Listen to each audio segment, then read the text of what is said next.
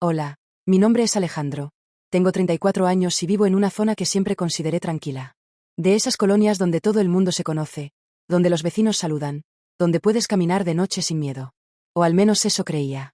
Esto que voy a contarles me pasó hace algunos años, pero lo recuerdo como si hubiera sido anoche.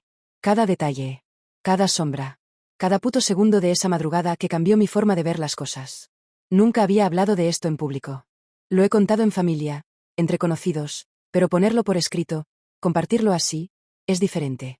Pero después de ver tantos canales de YouTube contando experiencias de terror, historias de Reddit, confesiones que ponen los pelos de punta, pensé que tal vez la mía merecía ser contada.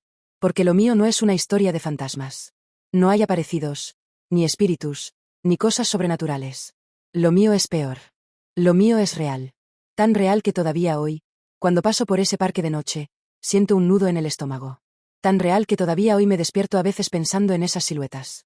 Si ustedes me acompañan, les voy a contar lo que vi esa madrugada. Y también lo que supe después. Porque resulta que yo no fui el único testigo. Hubo alguien más. Alguien que estaba mucho más cerca que yo. Alguien que vio cosas que yo solo alcancé a imaginar. Prepárense. Esto no es un cuento. Esto pasó de verdad. Actualización 1. Trabajador nocturno. Para entender bien esta historia, primero tienen que saber algo sobre mí. Durante muchos años trabajé de noche. Turnos nocturnos. De esos que terminan cuando el sol apenas empieza a asomarse.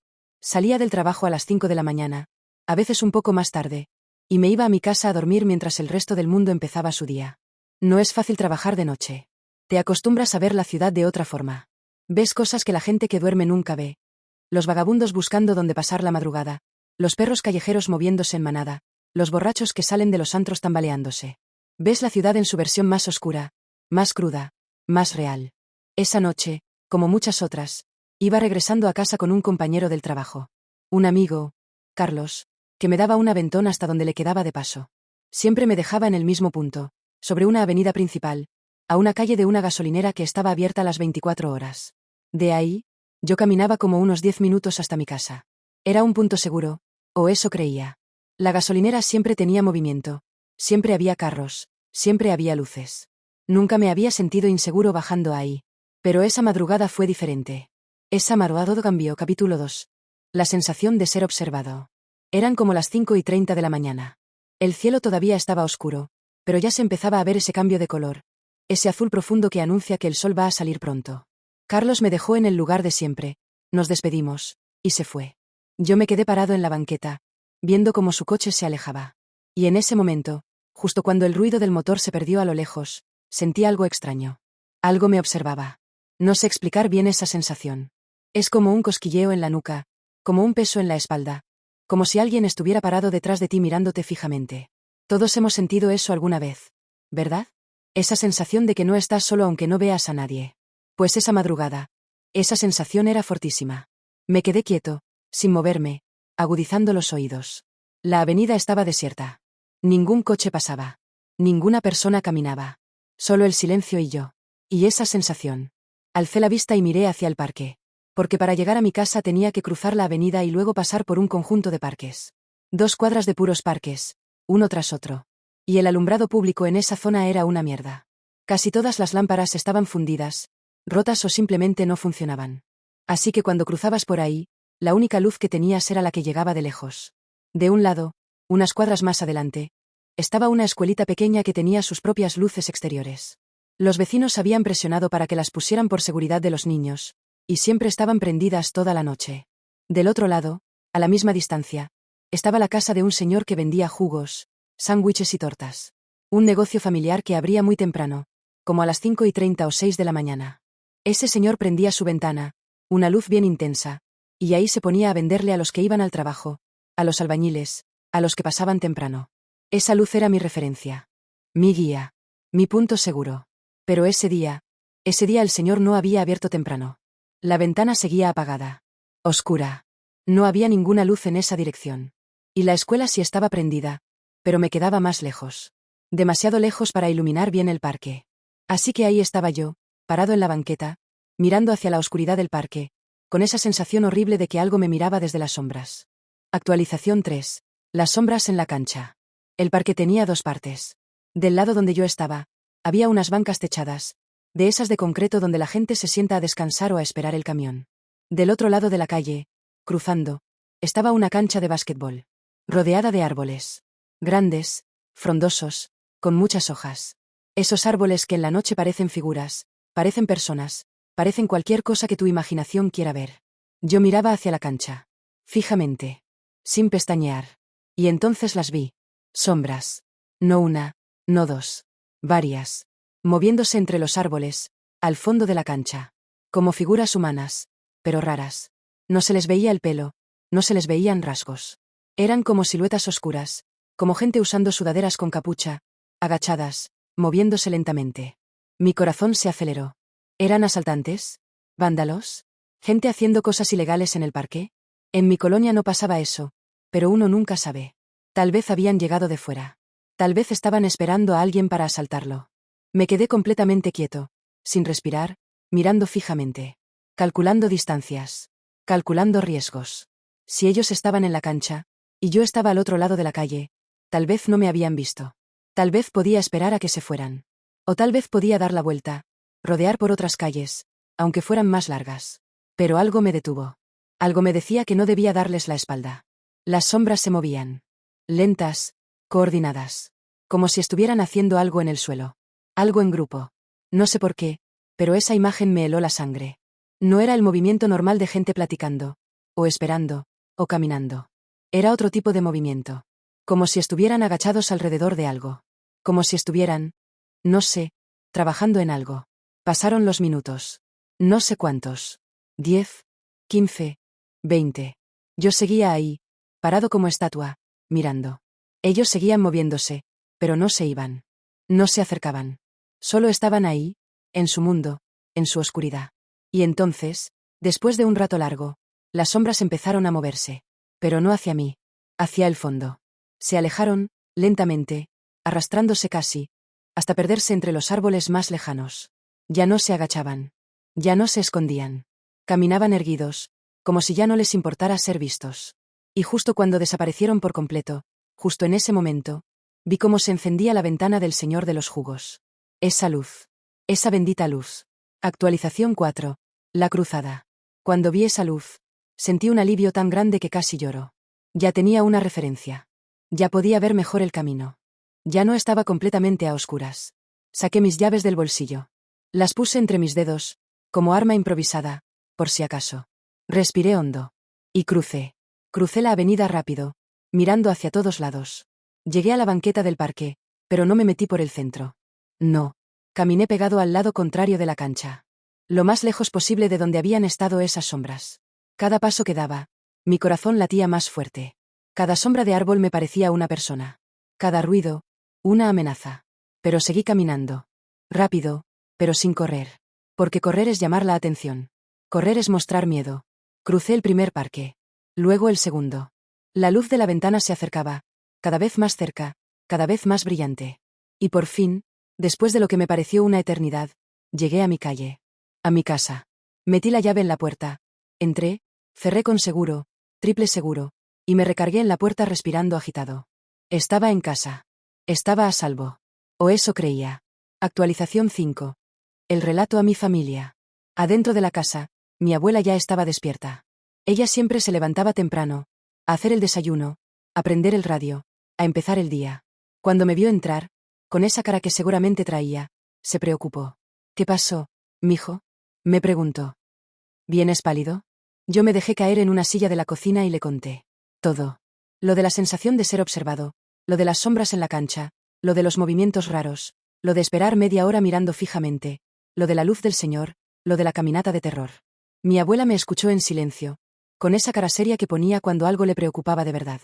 Cuando terminé, solo dijo: hiciste bien en esperar.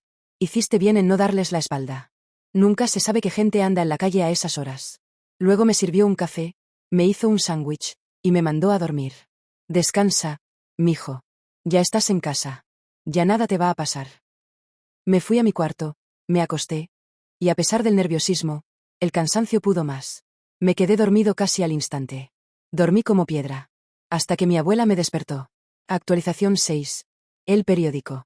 Alejandro, despierta. Escuché la voz de mi abuela, pero lejana, como en un sueño. Alejandro, mira esto. Abrí los ojos. La luz del mediodía entraba por la ventana. Mi abuela estaba parada junto a mi cama, con algo en las manos. Un periódico. De esos periódicos locales, de los que llaman chismosos. Los que publican notas amarillistas, alarmistas, con titulares escandalosos. Los que la gente compra en los puestos para leer cosas morbosas. Mira, dijo mi abuela, extendiéndome el periódico. Tomé el periódico y leí el titular. Y juro que el mundo se detuvo por un segundo. Aparece cadáver quemado en cancha de la colonia. Mi corazón dio un vuelco. Empecé a leer la nota rápido, con las manos temblando. Decía que en la madrugada, en la cancha de básquetbol de la colonia, la puta misma donde yo había visto moverse las sombras, habían encontrado un cuerpo. Un cadáver. Quemado. Tan quemado que no se podía determinar si era hombre o mujer. El fuego había sido tan intenso que consumió gran parte del cuerpo, y los peritos forenses estaban haciendo pruebas para identificar a la víctima. No mencionaban más detalles. No decían quién lo había encontrado, ni a qué hora, ni nada. Solo eso, un cadáver quemado en la cancha. La cancha donde yo había visto moverse sombras. La cancha donde esas siluetas estuvieron agachadas, haciendo algo en el suelo, durante casi media hora. La cancha por la que yo debía pasar para llegar a mi casa. ¿Viste eso, mijo? Preguntó mi abuela, con voz temblorosa. Yo no podía hablar. Solo asentí. Lo que tuviste, esas sombras, continuó ella. Tal vez eran ellos. Los que hicieron eso. No hizo falta que dijera más. Actualización 7. La opción de no dar la espalda. En los días siguientes, no pude dejar de pensar en lo que había pasado. En lo cerca que estuve. En lo que pudo haber sido si el señor de los jugos hubiera abierto más temprano. Si yo hubiera cruzado el parque sin esperar. Si esas sombras me hubieran visto. Porque ahora entendía por qué no quise darles la espalda. ¿Por qué me quedé tanto tiempo mirando fijamente? Mi instinto sabía. Mi cuerpo sabía antes que mi mente. Sabía que esas sombras no eran gente normal. Sabía que estaban haciendo algo malo. Sabía que si me movía, si caminaba, si me acercaba, podría convertirme en su siguiente objetivo. Tal vez por eso esperé. Tal vez por eso no crucé hasta que vi la luz del Señor. Tal vez por eso caminé pegado al lado contrario, lo más lejos posible de esa cancha. Mi instinto me salvó la vida. O al menos eso quiero creer. Porque en retrospectiva, pude haber hecho otra cosa. Pude haberme desviado, dar la vuelta por otras calles, aunque fueran más largas. Pero no lo hice. No quise. Algo en mí me decía que no debía darles la espalda. Que si me daba la vuelta y caminaba en dirección contraria, ellos podrían verme, podrían seguirme, podrían alcanzarme. Me quedé de frente. Siempre de frente. Mirándolos fijamente desde la distancia, haciéndoles saber, sin saberlo, que los estaba viendo. Que estaba alerta. Que no era una víctima fácil. Y funcionó. Se fueron. Se alejaron. Y yo pude llegar a casa. Actualización 8. Lo que supimos después. Versión del amigo de mi primo. Unos días después del hallazgo, la historia dio un vuelco. Estábamos en una reunión familiar, un domingo, todos comiendo como si nada, cuando mi primo llegó con una cara rara. Oigan, dijo, sentándose a la mesa, tengo que contarles algo. Se van a poner de nervios. Todos lo miramos. ¿Qué pasó? Preguntó mi tía. Mi primo nos contó que un amigo suyo, un güey con el que se juntaba seguido, le había confiado algo. Algo que le pasó esa misma madrugada del cadáver. Algo que no le había contado a nadie hasta ese momento. El amigo de mi primo, llamémosle Roberto para proteger su identidad, había estado en una fiesta esa noche. Una fiesta en otra colonia, lejos de ahí. Tomó de más, como suele pasar en esos eventos. Cuando la fiesta terminó, como a las 4 de la mañana, Roberto se dio cuenta de que ya no había transporte público para regresar a su casa. Y no tenía dinero para un taxi. Así que hizo lo que muchos borrachos hacen. Decidió buscar un lugar donde dormir la mona hasta que saliera el sol. Caminó, y llegó a esa zona. Al parque. A las canchas. Pero no llegó por donde yo llegué. No. Él llegó por el otro lado, por la parte de atrás, donde hay unos vehículos abandonados. Unas combis viejas, sin puertas, sin llantas, que llevaban años ahí, como chatarra. Los vecinos siempre decían que debían quitar eso de ahí, pero nunca hicieron nada. Roberto vio esas combis y pensó, perfecto, ahí me meto, nadie me ve, duermo un rato y en la mañana me voy. Escogió una combi que estaba de espaldas a la cancha de básquetbol. Tenía una vista hacia otra cancha, una de fútbol rápido, pero la de básquet quedaba justo detrás. Se metió, se acomodó en los asientos destartalados, y se durmió. Dice Roberto que no sabe cuánto tiempo pasó. Pero en algún momento de la madrugada, empezó a escuchar cosas en sueños. Gritos. Gemidos. Como de alguien que está sufriendo. Al principio pensó que era una pesadilla, que era el alcohol, que era su imaginación. Pero los ruidos no paraban. Empezó a despertar lentamente, confundido, con la cabeza pesada. Y cuando abrió los ojos, cuando su cerebro empezó a procesar lo que pasaba, se dio cuenta de que los gritos eran reales. Eran reales si venían de afuera. Roberto se asomó con cuidado por una de las ventanas de la combi. La ventana que daba hacia la cancha de básquetbol. Y lo que vio lo dejó paralizado. Ahí, en medio de la cancha, había un grupo de personas. Eran varias, como 4 o 5. Vestían ropa oscura, sudaderas con capucha, y estaban agachadas alrededor de algo en el suelo. Algo que se movía. Algo que gemía. Algo que suplicaba. Y entonces vio las llamas. Uno de ellos tenía algo en la mano, algo que prendió fuego, y lo arrojó sobre lo que estaba en el suelo. Las llamas crecieron rápido, iluminando la escena por un momento. Y en ese instante, Roberto vio lo que estaban quemando. Era una persona. Una persona viva. Roberto no supo si gritó. No supo si hizo algún ruido. Solo recuerda que en ese momento, uno de los tipos levantó la vista y miró hacia la combi. Directamente hacia donde él estaba. «Hay alguien ahí», gritó el tipo. «Vayan por él». Y entonces empezó la pesadilla. Roberto no lo pensó 2 veces. Salió de esa combi como pudo, saltó, corrió. Corrió como nunca había corrido en su vida. Escuchaba los pasos detrás de él, los gritos, las maldiciones. Corrió por calles, por avenidas, sin mirar atrás. Corrió hasta llegar a Periférico, hasta encontrar un lugar con gente, con luz, con seguridad. Ahí se quedó, temblando, escondido, hasta que salió el sol. Y luego se fue a su casa y no le contó a nadie lo que había visto. Hasta que se lo contó a mi primo. Semanas después. Borracho otra vez, en otra fiesta, con el valor que da el alcohol. Mi primo nos contó todo, tal como se lo contaron. Y cuando terminó, todos en la mesa nos quedamos en silencio. Yo, especialmente, sentí un frío recorriéndome el cuerpo. Porque ahora lo entendía todo. Las sombras que yo había visto moviéndose en la cancha. Las siluetas agachadas haciendo algo en el suelo. El tiempo que pasaron ahí. Los gemidos que Roberto había escuchado. El fuego. Ellos estaban quemando a alguien. Y yo los estuve viendo durante media hora sin saberlo. Actualización 9. Lo que pudo haber pasado. En los días siguientes, no pude dejar de darle vueltas a lo mismo.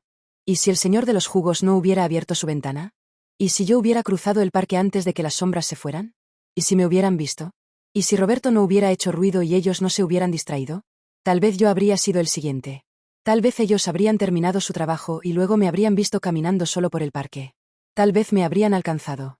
O tal vez, y esto es lo que más me aterra, tal vez ellos sí me vieron. Tal vez estuvieron mirándome tanto como yo los estuve mirando a ellos. Tal vez evaluaron si valía la pena ir por mí, si podían alcanzarme, si había testigos cerca. Tal vez por eso se alejaron cuando vieron la luz de la ventana. Tal vez yo solo estuve a segundos de convertirme en otra nota roja. En otro cadáver. En otro hallazgo en el periódico chismoso. Roberto sí los vio de cerca. Roberto sí estuvo en peligro real. Pero yo también. Yo también, sin saberlo, fui testigo de algo que no debía ver. Y todavía hoy, años después, cuando paso por ese parque de noche, siento que alguien me mira desde las sombras. Han pasado varios años desde esa madrugada. El parque sigue ahí. La cancha también. A veces paso por ahí de día, cuando hay sol, cuando hay niños jugando, cuando todo parece normal. Pero nunca, nunca, he vuelto a pasar de noche. El señor de los jugos sigue vendiendo. Ahora con una lámpara más grande, más brillante. Supo lo que pasó, como todos en la colonia. Pero no habla del tema. Nadie habla del tema. El cadáver nunca fue identificado. Nunca supieron quién era, de dónde venía, por qué lo mataron. El caso, según supe, está cerrado. Sin resolver. En el olvido. Roberto se fue de la colonia. Mi primo perdió contacto con él. No sabemos dónde está, qué fue de su vida. Tal vez todavía tiene pesadillas. Tal vez todavía corre en sueños. Y yo estoy aquí, contando esto. No es una historia de fantasmas. No hay apariciones, ni espíritus, ni nada sobrenatural. Pero a veces pienso que eso es lo peor. Porque lo sobrenatural no existe, pero la maldad humana sí. Y esa madrugada, la maldad humana estuvo a menos de 100 metros de mí, haciendo de las suyas, quemando a alguien vivo en una cancha de básquetbol. Si algo aprendí de todo esto, es a escuchar a mi instinto. Ese cosquilleo en la nuca, esa sensación de ser observado, ese miedo que no sabes explicar, no es casualidad. Es tu cuerpo diciéndote que algo anda mal. Es tu especie, tu biología, tu instinto de supervivencia gritándote. No te muevas, no vayas por ahí, espera, corre. Yo lo escuché. Me quedé quieto. Miré fijamente. Esperé. Y tal vez por eso estoy vivo. Si alguna vez sientes que algo te observa en la oscuridad, no lo ignores. No te digas a ti mismo que es tu imaginación. Detente. Mira. Escucha. Espera. Y si puedes, aléjate lentamente, sin dar la espalda. Porque nunca sabes qué puede estar escondido en las sombras. Nunca sabes si esas sombras que ves moverse son solo tu imaginación, o si están haciendo algo que no debes ver. Yo lo vi. Y todavía hoy me pregunto, ¿y si me hubieran visto a mí primero? Lo que supimos después. Unos meses después de lo que les he contado, mi primo recibió un mensaje de Roberto. El primero en mucho tiempo. Roberto había estado en terapia. Había estado mal, pero poco a poco se estaba recuperando. En el mensaje, además de disculparse por haber desaparecido, contó un detalle que no había mencionado antes. Dijo que esa noche, cuando se asomó por la ventana de la combi y vio las llamas, también vio algo más. Algo que no había querido recordar, pero que la terapia lo había obligado a enfrentar. Dijo que la persona que estaban quemando todavía se movía, todavía gemía, todavía estaba viva cuando las llamas la cubrieron. Dijo que nunca olvidaría ese sonido. Esos gemidos. Esa mezcla de dolor y súplica que salía de entre las llamas. Dijo que a veces, en las noches de insomnio, todavía los escucha. Mi primo borró el mensaje después de leérmelo. Dijo que era mejor no guardar algo así. Pero yo ya lo había escuchado. Ya lo sabía. La persona que quemaron esa madrugada estaba viva. Consciente. Sintiendo cada segundo de su propia muerte. Y yo estuve ahí, viendo las sombras, sin saber lo que realmente pasaba. A veces pienso en esa persona. ¿En quién sería? ¿En qué habría hecho para merecer un final así? ¿En si tendría familia, hijos, padres, alguien que todavía la esté esperando? ¿En si alguien la busca todavía? Pero lo que más pienso es en el sonido. En los gemidos que Roberto escuchó. En los gritos que yo no alcancé a oír porque estaba demasiado lejos. O tal vez sí los oí. Tal vez por eso me detuve. Tal vez por eso me quedé mirando fijamente, sin saber que lo que estaba viendo era una ejecución. El cuerpo nunca fue identificado. El caso está frío. Los asesinos nunca fueron atrapados. Pero yo sé que todavía están ahí. En alguna parte. En alguna sombra. Esperando su próxima víctima. Y yo, por pura casualidad, por puro instinto, por pura suerte, no fui esa noche la víctima. Pero pudo haber sido. Pudo haber sido cualquiera. Pudo haber sido ustedes. Esta historia está basada en hechos reales. Los nombres fueron cambiados para proteger la identidad de los involucrados. Algunos detalles fueron modificados ligeramente por seguridad, pero la esencia de lo ocurrido es verdadera. Si te gustó, compártela. Si te aterró, recuerda, en algún lugar, en este momento, alguien está mirando fijamente hacia la oscuridad, preguntándose qué hay ahí. Y tal vez, algo le esté devolviendo la mirada.